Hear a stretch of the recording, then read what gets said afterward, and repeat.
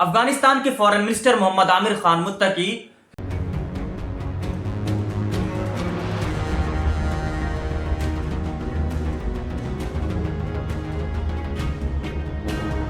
Hello everyone, this is Mohammad Umair और स्वागत है आज के एपिसोड में जहां हम करेंगे न्यूज की बात एजुकेशन के साथ। आज से 4 साल पहले जब अमेरिका ने 2021 में अफगानिस्तान को खाली किया था, तो जैसे ही अमेरिका ने अफगानिस्तान को खाली किया उसके कुछ हफ्तों के अंदर ही तालिबान ने पूरे अफगानिस्तान पर कब्जा कर लिया। और जैसे ही तालिबान ने अफगानिस्तान पर कब्जा किया उस समय भारत के अंदर सियासत गरमाई हुई थी।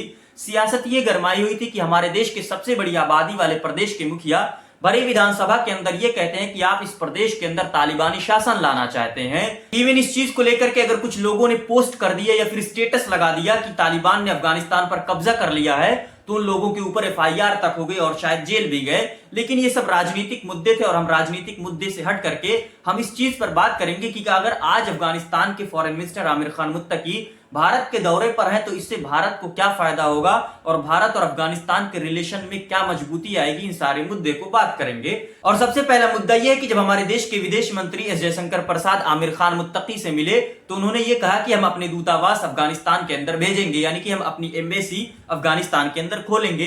देखिए, जब अमेरिका 2021 के अंदर अफगानिस्तान को खाली किया तो उस समय भारत तालिबान के पक्ष में नहीं था और अफगानिस्तान से जो अपने क्या कहते हैं डिप्लोमेटिक रिलेशन थे उसको खत्म कर दिया था और अपने दूतावास वापस ले लिया था, यानी अपने दूतावास को वापस बुला लिया था। ऐसा नहीं कि हमारी एम्बेसी वहां पर बंद हो गई, हमारी वहां पर ऑफिसेस खुली हैं। अगर किसी नागरिक को, किसी सिटीजन को कुछ जरूरत हो जाए, वीजा की जरूरत हो या कुछ और जरूरत हो, तो वहां जाकर के उससे कांटेक्ट कर सकता है। लेकिन हमारे जो दूतावास थे वो वहां पर नहीं, हमने उनको वापस बुला लिया है। तो आमिर खान मुत्तकी से मिलकर के जयशंकर प्रसाद साहब ने यह कहा है कि हम अपने दूतावास वहां पर भेजेंगे। और दूसरा मुद्दा यह है कि भारत ने अफगानिस्तान की स्वतंत्रता और संप्रभुता का पूरा समर्थन किया है, जिससे अमेरिका और पाकिस्तान के अंदर खलबली मची हुई है। खलबली ये मची हुई है कि जब अमेरिका अफगानिस्तान के अंदर कब्जा करके बैठा हुआ था तो उस समय उसने बगराम एयरपोर्ट को बनाया था और बगराम एयरपोर्ट पर अमेरिका का सैन्य अड्डा था उस समय जब अमेरिका अफगानिस्तान पर कब्जा करके बैठा था। लेकिन जब अमेरिका इस चीज को खाली करके गया, यानी कि अफगानिस्तान को खाली किया और तालिबान की वहां पर हुकूमत आई, तालिबान का कब्जा आया,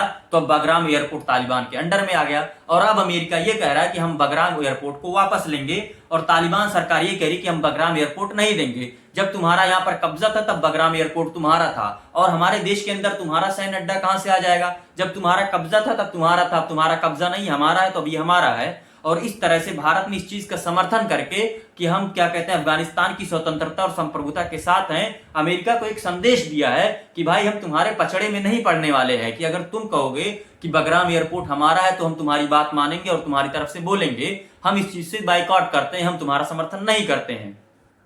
और दूसरी तरफ पाकिस्तान के अंदर खलबली मची हुई है। खलबली ये मची हुई है कि पाकिस्तान की पूर्व साइड भारत है और पाकिस्तान के पश्चिम साइड अफगानिस्तान है और भारत और अफगानिस्तान के जब डिप्लोमेटिक रिलेशन मजबूत हो जाएंगे और पाकिस्तान कोई भी हरकत करता है तो हम अफगानिस्तान और भारत दोनों तरफ से घेर सकते हैं और बीच में दही के लतिया सकते हैं। तो ऐसे में अब पाकिस्तान के अंदर डर का माहौल बना है और डर का माहौल इतना बना हुआ है कि जब अफगानिस्तान के फॉरेन मिनिस्टर आमिर खान मुत्तकी अभी भारत के दौरे पर हैं, इस समय अफगानिस्तान के अंदर पाकिस्तान घुस करके वहां पर उनकी सीमा पर हमला करता है, ये डर का माहौल है। उसके बाद अफगानिस्तान के फॉरेन मिनिस्टर ने यह कहा है कि हम इस चीज को बर्दाश्त नहीं करेंगे, इसका जवाब दिया जाएगा। लेकिन ये दूसरी बात है। अब हम आते हैं तीसरे मुद्दे पर।